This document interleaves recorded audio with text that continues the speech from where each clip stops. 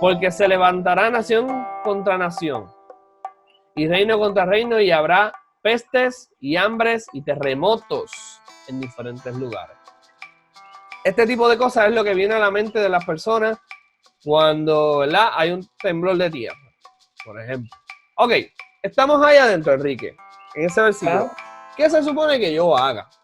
Vi este pasaje, ¿qué se supone que yo haga? Lo primero que yo haga, vamos a practicarlo.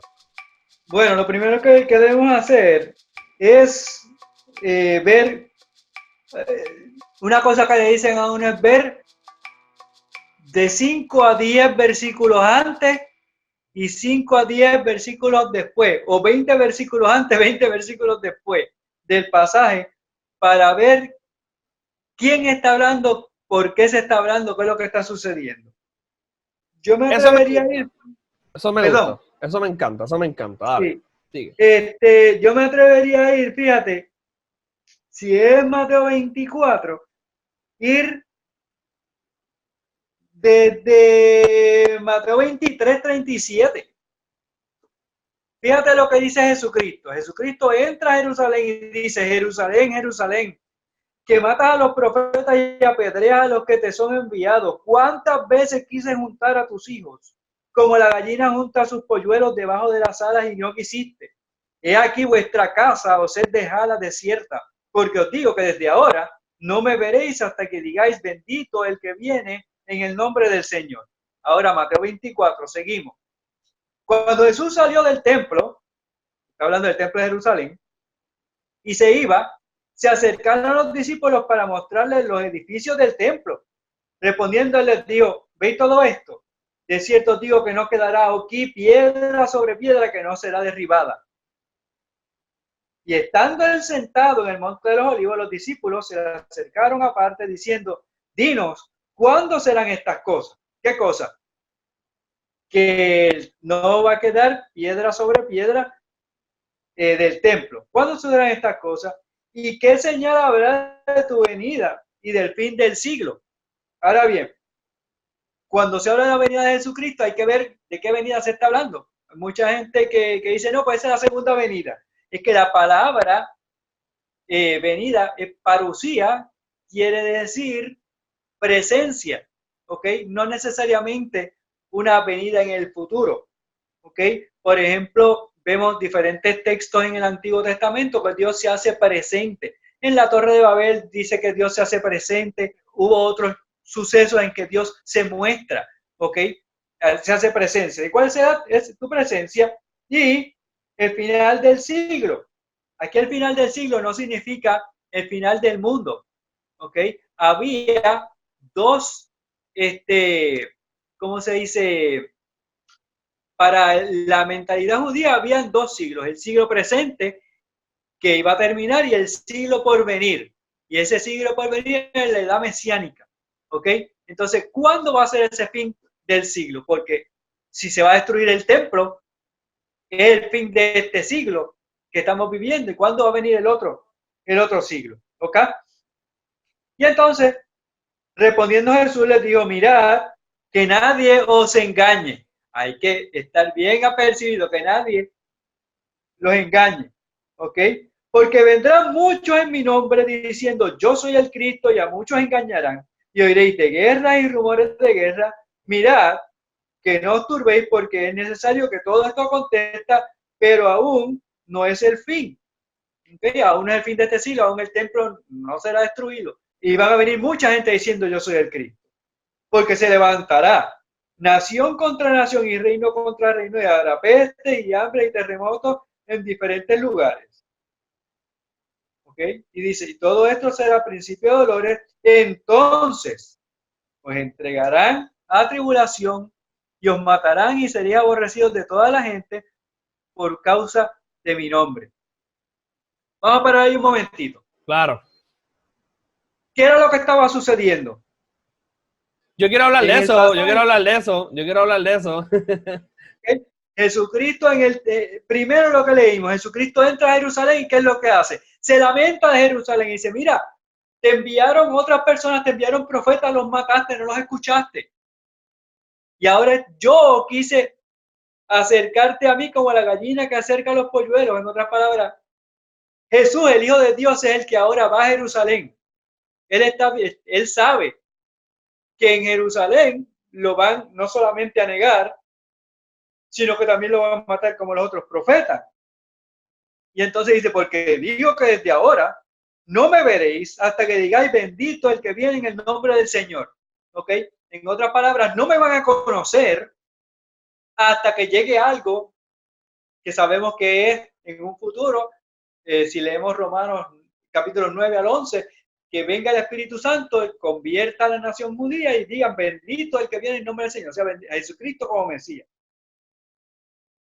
Él se lamenta de Jerusalén. Luego entonces él sale del templo, estaba en el templo, sale del templo y los apóstoles, sus seguidores, dicen, mira qué lindo el templo, mira qué grande. Ok, aquí es donde está la presencia de Dios. Ok, pero ¿quién estaba con ellos? Dios mismo. En otras palabras, la presencia no estaba en el templo. La presencia estaba en Jesucristo, hombre. Y Dios estaba en ese momento en el templo, sí, en Cristo, no en el templo. Hay una cosa bien importante, como todo, el judío era bien regionalista, estaba bien orgulloso por el templo que tenía, por lo grande y lo bonito que era el templo, porque era el pueblo escogido, ¿ok? Por lo tanto, tenían orgullo de eso, de que Dios lo había escogido a ellos. Sin embargo, Jesucristo dice, va a llegar un momento en que el templo va a ser destruido y no va a quedar ni piedra sobre el templo. Dicho sea de paso, haciendo un paréntesis, no podemos tildar a los judíos de malos por eso. Cada uno es orgulloso de su pueblo. El que es de Ponce, por ejemplo, dice Ponce, Ponce y lo demás es parking. Los que viven en San Juan dicen, no, esto es la losa, lo demás es la isla. ¿Okay? La gente es orgullosa de su pueblo y de sus raíces y de sus características. Y entonces Jesucristo se sienta en el Monte de los Olivos, como cuando Dios se manifestó en el monte también para dar la ley. Ahora Jesucristo, Dios mismo se sienta en el monte y empieza a hablar. Y los discípulos se le acercan y dicen, bueno, ¿y cuándo va a pasar esto? ¿Cuándo va a ser destruido el templo? ¿Cuándo es que tú te vas a manifestar en esa destrucción del templo? ¿Ok? ¿Y cuándo va a ser el fin de este siglo? ¿Cuándo va a terminar el tiempo del templo? ¿Ok? Y entonces Jesucristo dice, mira, primero, que nadie os engañe. ¿A quién le está hablando Jesucristo? A sus seguidores, a los apóstoles. ¿Ok? Que nadie les engañe a ustedes. Que nadie les engañe. Va a haber mucha gente diciendo que son Cristo. Y en aquel tiempo, históricamente, Jesús no era el único que decía que era el Mesías. Habían otras personas que también decían que era el Mesías llamado. Querían también salvar a Jerusalén de liberarlos de Roma. ¿Ok? Jesucristo vino a salvar al mundo de sus pecados. Pero había otra gente que también se hacían llamar Mesías. Nadie los engañe, yo soy el Mesías, yo soy Dios con ustedes, ¿ok? Pero no se dejen llevar por otro. Y entonces van a oír de guerra y rumores de guerra. Roma estaba en guerra y habían rumores de guerra. De hecho, para ese tiempo esos otros Mesías le declaraban la guerra a Roma y habían ciertas escaramuzas también. Y había un momento difícil entre Roma y los judíos. Esas son las guerras y los rumores de guerra que está hablando Jesucristo. Y no se turben, no se dejen engañar, porque es necesario que todo esto acontezca, pero aún no es el fin. Dice, porque se levantará entonces nación contra nación, reino contra reino, ¿ok? Y ahí no está hablando de muchas naciones que se van a levantar. Cuando dice nación contra nación y reino contra reino, lo que está diciendo es que la nación de Israel se va a levantar contra Roma. Nación, esta nación contra la otra nación. Este reino contra el otro reino. ¿Ok? Y habrá pestes y hambres, terremotos y diferentes lugares. Y esto es principio de dolores. ¿Ok? Va a haber escasez porque en toda guerra hay enfermedad después de la guerra, hay muerte, hay hambre y terremotos en diferentes lugares que hay que entender que en muchos lugares en el Antiguo Testamento cuando se habla de terremotos no necesariamente es que la tierra se mueve.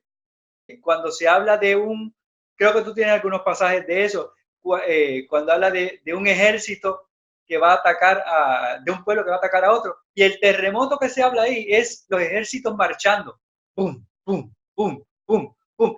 Y así mismo, un ejército cuando va marchando, eso es lo que habla del terremoto. Pero entonces, vamos a darle pausa ahí, que ponle el dedito donde estaba.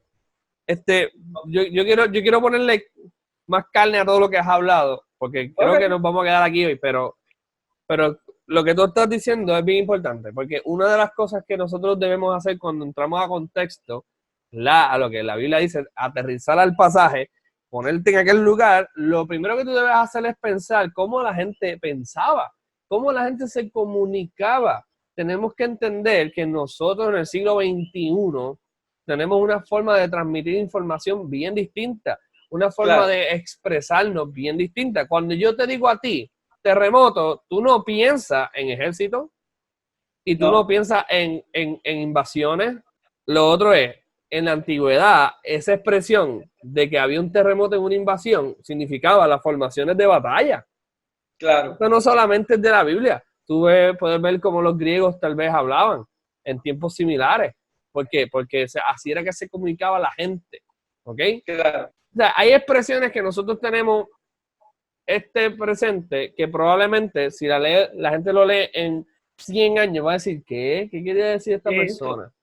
Claro. Entonces, se supone que para yo no mal representarlo, yo vaya y diga, ¿qué quiere decir eso? Y no darle y vas a dar un ejemplo, ¿verdad? No darle la interpretación de lo que yo pienso. Ajá, dime. Claro.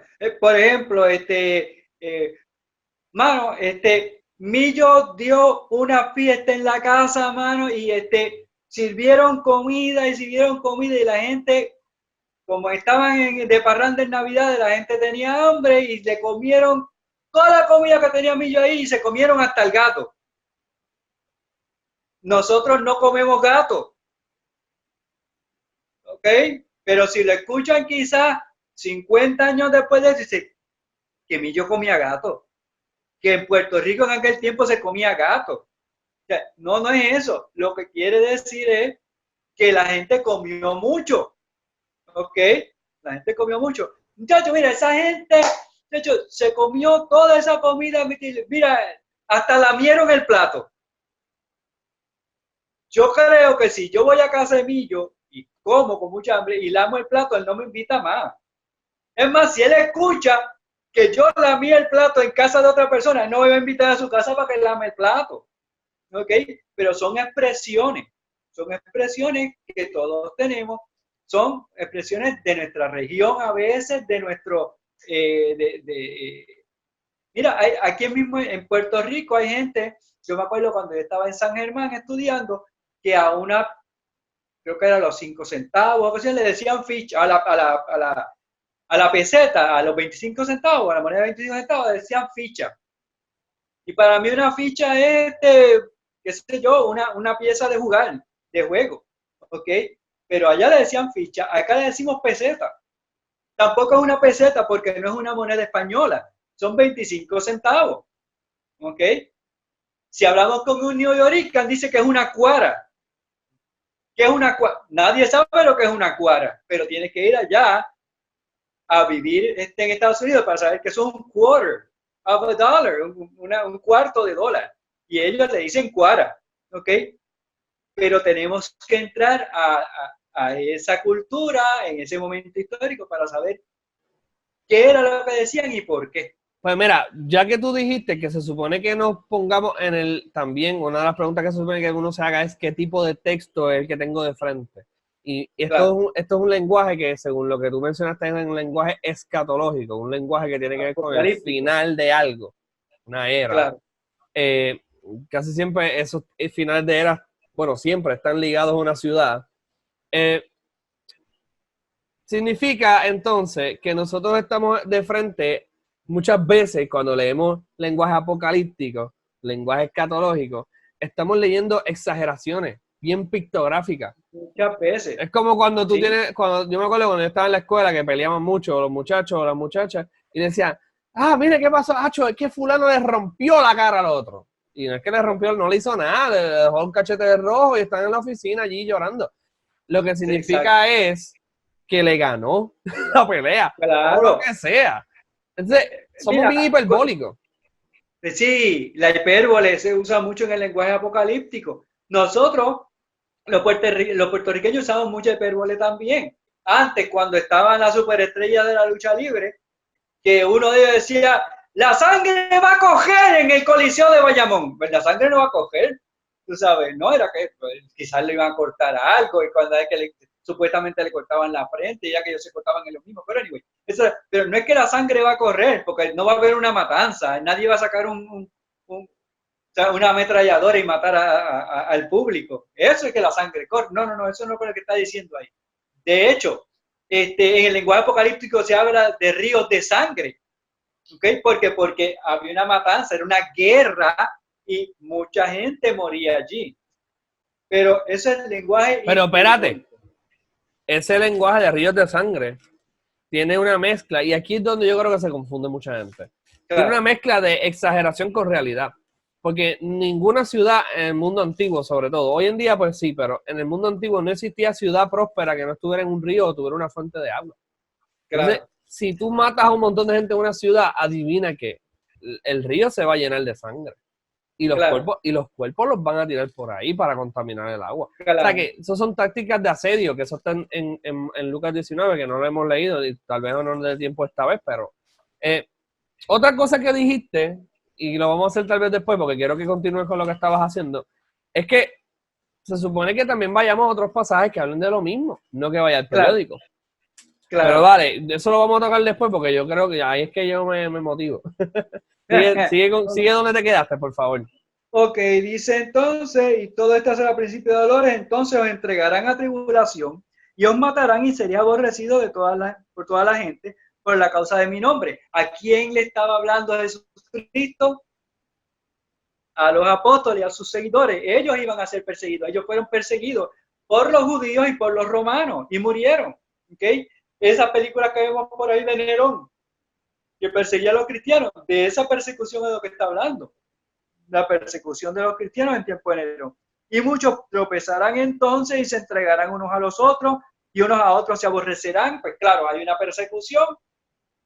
Guess what? Iban a haber cristianos que iban a decir, no, yo no soy cristiano, pero este sí. ¿Ok? O tú andabas con él. Pues, eso mismo hizo Pedro con Cristo. Tú hablas igual que él. No, pero yo no soy el mismo. Tú andabas con él. No, pero yo no soy el mismo. Y está diciendo, mira, así como me va a pasar a mí, a ustedes le van a pasar también. Los van a negar. Y muchos falsos profetas se levantarán y engañarán a muchos. Y por haberse multiplicado la maldad, el amor de muchos se enfriará. Mas el que persevere hasta el fin, ese será salvo.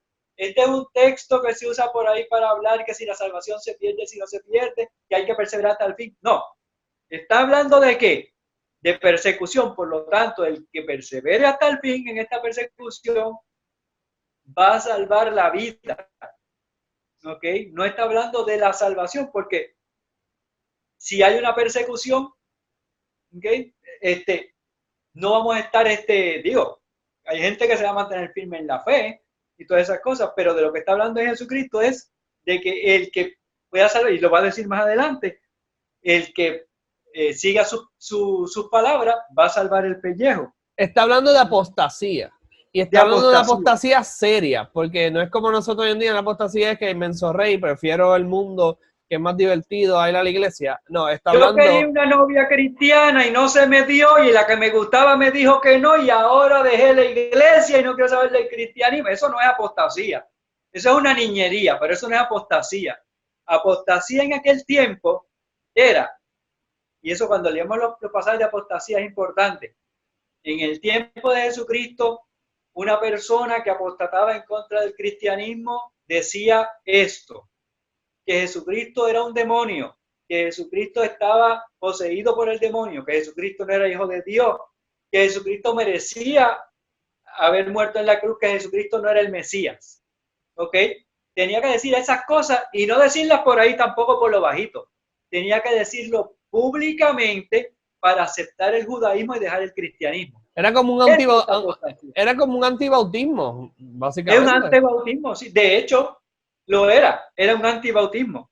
Entonces, otra cosa es que ponía en peligro a sus hermanos, ¿verdad? Sus supuestos hermanos. Claro. O sea, ponía en peligro a la iglesia local por hacer eso.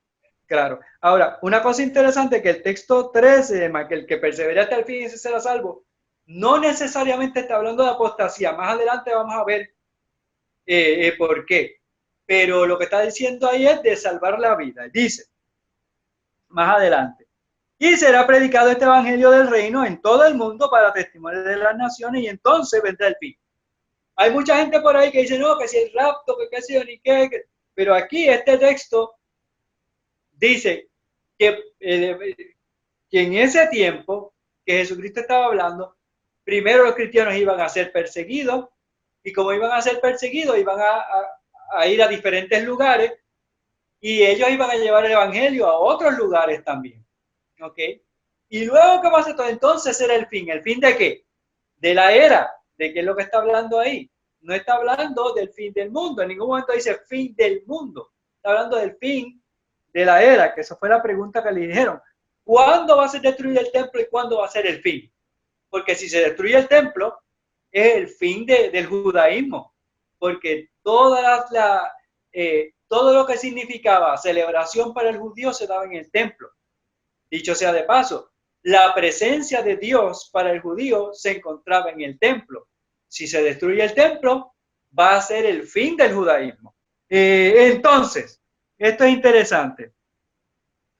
Por tanto, cuando veáis en el lugar santo la abominación desoladora de que habla el profeta Daniel, el que lee esto entiende. Entonces, los que estén en Judea, huyan a los montes. Ahora, si la guerra y rumores de guerra y pestilencia, todo eso, tuvieran que ver ahora en el siglo XXI para Puerto Rico, ¿quién rayos va a echar para Judea ahora?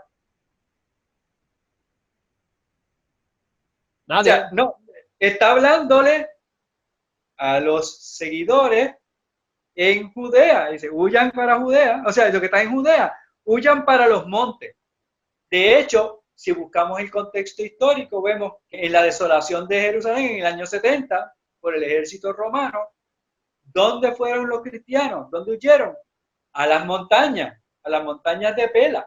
Apela. ¿Okay? Sí. Sí, a las montañas de Pela. Y es interesante porque los cristianos sobrevivieron a la destrucción de Jerusalén. Los que escucharon a Jesucristo, esos perseveraron en lo que dijo Jesucristo y fueron salvos. Se salvaron su vida. Oye, pero si fuera mundo en términos, volvemos al lenguaje, cuando la gente lee las traducciones que antes decían mundo en algunos de esos pasajes, rápido, lo primero es que, espérate, ponte a pensar en qué tipo de mundo está hablando. Si esa fuera la palabra que dijimos que no es. Dijimos que era, Claro, ¿verdad? Que es ion, que es era o es, ¿verdad? es una era. Una era. Aún así, si fuera mundo, ponte a pensar, si esas señales son, si la destrucción va a pasar en todo el mundo, ¿para dónde tú vas a ir? ¿Qué montaña te va a guardar a ti de esa destrucción mundial del globo terráqueo? Pero Ninguna es que montaña. primero tengo que salir de Judea para meterme en una montaña. Porque esto iba a suceder en Judea, es lo que dice Jesucristo, lo que está en Judea, huyan a los montes.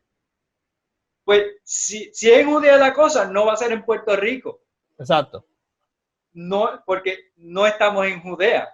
Ahora, si yo soy un puertorriqueño cristiano y estoy en Judea, ahora, y siento un terremoto, no voy a correr hasta el yunque. ¿Ok? O sea, eso está ocurriendo en un momento dado, en un tiempo en específico. ¿Ok? Y entonces el que esté en la azotea no descienda para tomar algo en su casa y el que esté en el campo no vuelva atrás para tomar su capa. O sea, si vas a echar a correr, es lo que está diciendo, no eches para atrás, no eches para atrás. Otra cosa interesante que tú dijiste con respecto al mundo, otra vez, lo que es la hipérbole. Millo tiró una fiesta en la casa y todo el mundo comió allí. Pues todo el mundo, entonces estamos hablando de los rusos, de los chinitos, de los ingleses, de los irlandeses. No, está hablando de todo el mundo que Millo conoce que invitó para la casa. ¿Okay? Y dice, un texto interesante, mas hay de las que están encintas y de las que crían en aquellos días. Orad pues que vuestra huida no sea en invierno ni en día de reposo. ¿Ok? ¿Por qué? Porque allá en Jerusalén y en esos lugares de Israel, el invierno es bien frío. Y no se puede salir corriendo así porque sí, sin buscar una capa o sin buscar algo para poder resguardarse. Y hay de las que están en cinta porque no habían carros tampoco. Y entonces el que tuviera una mujer encinta no se le iba a llevar corriendo hasta el monte también, porque iba a ser difícil para ella. Tampoco la podía montar, como dicen por ahí, a María que la montaron en un burrito. No, porque malpare. Posiblemente a María no la montaron en un burrito. Pero tampoco uno va a montar a la esposa encinta de uno en un caballo o en un burro, qué sé yo. O sea, en otras palabras, es algo que va a ser difícil en ese tiempo. Aquí en Puerto Rico, si va a pasar aquí, mira, el invierno lo pasamos ahorita, hace poco, ¿ok? Y cuando hubo el terremoto, mi esposa y yo salimos de donde estábamos, ¿ok? Y cuando pasaron los temblores, la gente salió a correr, ¿ok? Y era invierno, no es, esto era para ese momento en específico, no para ahora en Puerto Rico, ¿ok?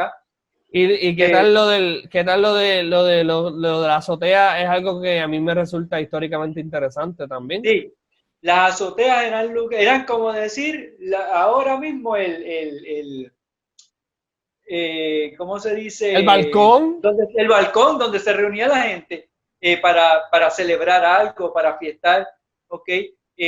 Ahora no hay balcones en las casas, pues en algunas casas, pero podríamos decir que es la terraza, ¿ok? Los que estén reunidos en la terraza fiestando, mira, eh, váyanse para otro lado, ¿ok? Dejen de estar fiestando, o no vayan a la azotea, o no vayan a la terraza a buscar algo que se les quedó, ¿ok? Como a la Cenicienta que a las 12 salió corriendo y dejó el zapato. Pues así mismo, mira, si echaste a correr de la fiesta que estaba y se te quedó el zapato, no corras para atrás para buscarlo porque te van a matar, ¿ok? Y porque habrá entonces gran tribulación, la cual no ha habido desde el principio del mundo, de la era, hasta ahora, ni la habrá. La destrucción de Jerusalén, eso fue, y del templo, es algo que nunca ocurrió ni ocurrirá nunca, porque el templo fue destruido para no construirse jamás. ¿Okay? La presencia de Dios en Israel ya se fue. ¿Okay? Y si aquellos días no fueran acortados, nadie sería salvo, en el sentido de nadie salvaría su vida, más por causa de los escogidos, aquellos días serán acortados. Ok, eso tiene que ver con el asedio. Maybe no lo vas a tocar, pero eso tiene que ver literalmente con el asedio. Un Claro, asedio es algo horrendo porque es que te rodea el enemigo de la ciudad y tú no puedes hacer nada. Así es como claro, realmente vencían, esta gente vencían a sus enemigos. Entonces, claro. si no se acortan los días, ¿verdad? De este tipo de cosas, nadie se iba a salvar. Aunque pasaron otras cosas, sigue. Sí, no, está bien. Eso es más o menos el texto en su contexto. Ahora, ese lenguaje, más o menos lo hemos hablado así, pero todavía es un poquito, estábamos hablando de hipérbole y un poquito, ¿verdad? Difícil. Pero vamos a buscar entonces a Lucas. Gracias, te me estaba adelantando. Pues Ok, no, pues está bien. vamos a leer Lucas ¿cuál? Lucas 21. Ok, vamos a leer Lucas 21, lo voy a compartir aquí. Vamos a leerlo. Vamos a leer entonces el 19 o lo vamos por el 21. 19:41, para empezar por aquí. Ok, vamos a empezar. Yo lo leo. Dice, y cuando llegó cerca de la ciudad, al verla lloró sobre ella. Estamos hablando del mismo evento, pero en Lucas, ¿verdad que sí? Eso fue cuando la Ajá. entrada triunfal. Diciendo, oh, si también tú conocieses al menos en este tu día lo que es para tu paz, mas ahora está encubierto de tus ojos. Eso está hablando a la ciudad, ¿verdad? Y a la gente.